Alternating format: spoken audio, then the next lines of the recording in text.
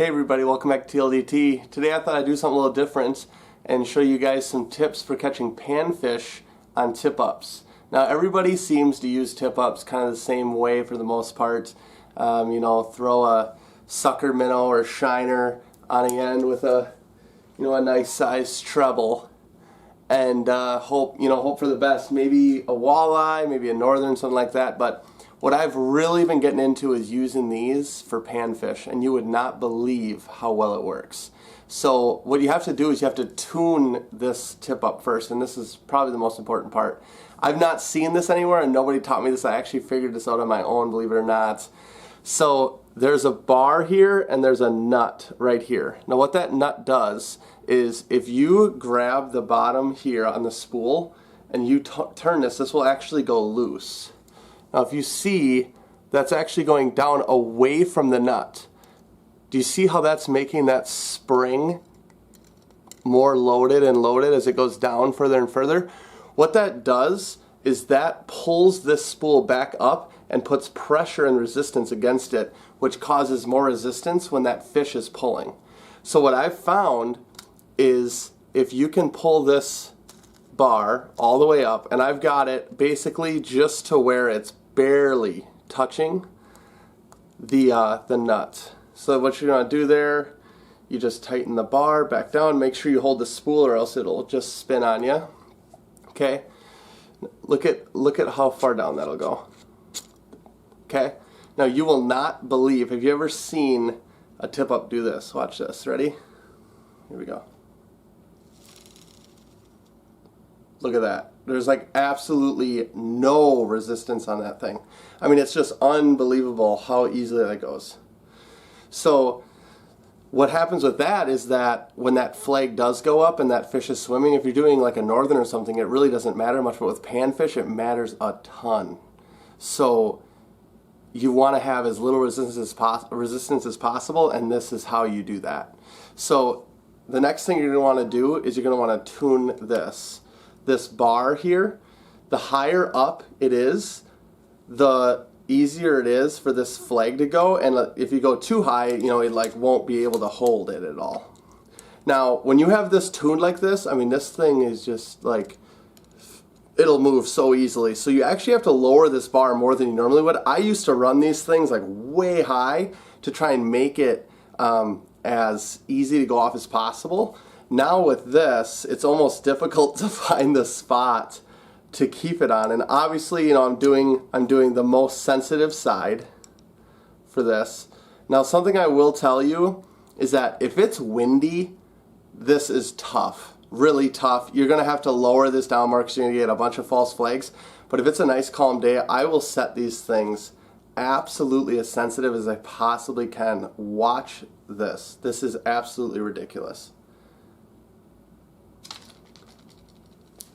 I mean, the smallest amount of resistance you can put on that flag pops. A 3-inch perch is going to make that pop, and you're going to be able to catch that fish. This has been an absolute game changer for me, and you would not believe how many fish you can catch. These panfish, they run in schools. So you're sitting in your ice shack over one spot, and they come through, 1, 2, 3, catch a few panfish, and they kind of move out. And it's kind of throughout the whole day, that's kind of what happens. Well, now imagine you got like 2, 3 buddies, and in Wisconsin you're going to have 3 of these. So everybody's got a pole, so 2 a person. Let's say you've got 6 of these out there, and you've got them on different spots spread out. These flags, I've had them just go off and off and off where I'm almost not even jigging my pole. So it's a lot of fun. I love chasing around flags, and it is a great time. Now, the other thing that you have to really make sure to do is obviously you're not going to have your big northern treble on there. What I like to run, I'd like to run 4 to 6 pound test, and always make sure you do a double swivel from your main line so that you can do a snap swivel for your leader. And that's really nice when I want to go from panfish and it gets in the evening. I want to switch over to walleye, and I want to switch over to some 10-pound mono with a bigger treble. So I've got 6-pound mono on here, and this is like my most sensitive tip up I have set, and this is set up for sunnies. So I've just got a little tungsten jig on there, and I'll run a waxy with that. And you would not believe how well this works when you have that tip up tuned right. It's ridiculous. I mean, think about when you're in your shack and you have like a dead stick. Tons of people run dead sticks. I love to do it, but I don't really do it anymore because I run these tip ups instead. I mean, bobbers down under the ice, or you always hear like people, oh, I almost lost my pole, down the hole. You don't even realize it's on. It's like bending the rod. I mean, think about how much pressure they're putting on that. You're still catching those fish. Imagine when that flag pops and there's no resistance on that spool. I mean, they've got it down. You're gonna walk over there and pop them. Another thing I will tell you with panfish, another trick for a lot of people, like, it's in the hole and they kind of turn to the side and grab the line. I like doing that, especially with like walleyes and northern. But with panfish, if this thing's spinning, I'll actually just come up here and I'll just grab this and I'll just pull up and grab line here. And that's kind of a way to prevent losing those fish, because panfish, I mean, they can spit that thing out so easily and it can be really finicky sometimes. That's a good way to just kind of hook into them right away and then grab the line. So that's another thing I like to do. Now we're going to run over here. I love these Fraybill Arctic Fire tip-ups. For the most part, it's because of this metal spool. Beaver dams have metal spools, but those beaver dams are like $50 at a minimum. So this is what I've been running. Now you're probably looking at this going, you're like, what are you doing? Like, why are you running like this? This is another great trick, especially with these Fraybill Arctic Fires, because you can't adjust this. Like I was telling you with the clam, you go up and down, you can move it. This one, you don't adjust. So what ends up happening here is you actually do this one at an angle. Okay, so you do this at an angle. I have this right here. I don't know what you would call this, but I have this all the way to the end, basically to the flag. Okay, now I actually have this on the hardest side. This is actually like the most resistance for northern side because it won't stay on the other side. If you're going to do this tip up straight up like a normal tip up, you're going to want to do it on the other side. And I'm obviously talking about this is just for panfish. So you go like this. Now there's two things that make this great. The first thing is, let's do this flat here. The first thing is this spool is coming straight down and that line will come out a lot easier. So there's a lot less tension. The other thing, when this is at an angle, this tip up it's really ready to go. So watch how little resistance this takes. I mean, again, it's like I'm barely touching that. And this tip up does have the same thing. You've got this nut right here and this bar.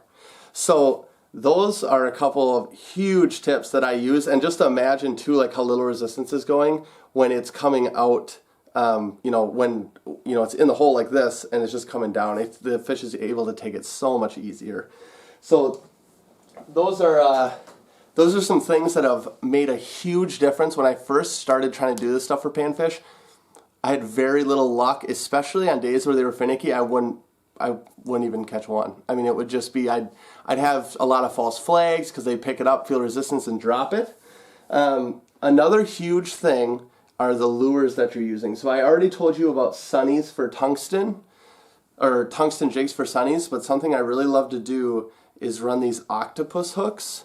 This is a size 8 octopus hook, and I really like to use these a lot. And what I actually do is let's say this is a minnow and this is its head.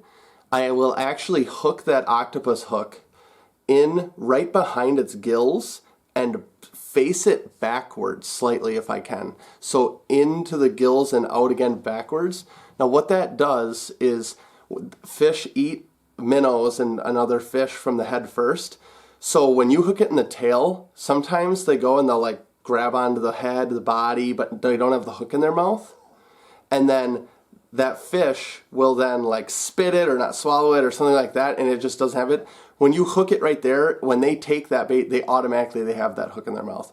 So that can really help a lot with the hookups. Something else I like to do, this is a size 14 treble. These are really great. You know, like I love using these for perch with a live minnow, and I'll hook those fish in the same spot, the minnows in the same spot as I'm talking. And then this is for jigging, and I also do it for tip ups sometimes. Oh. A spoon and a minnow head is absolutely deadly for perch. I love catching perch. It's my favorite panfish to catch, and a minnow head and a spoon is just killer. Now, depending on the size of perch you're going for, you're going to want to upsize or downsize. This is a really small spoon here, especially like these trebles. But I have had so much luck. I mean, like the last walleye I caught on a tip up, the last time I was fishing, it was like the last fish we caught actually, was on a spoon and a minnow head.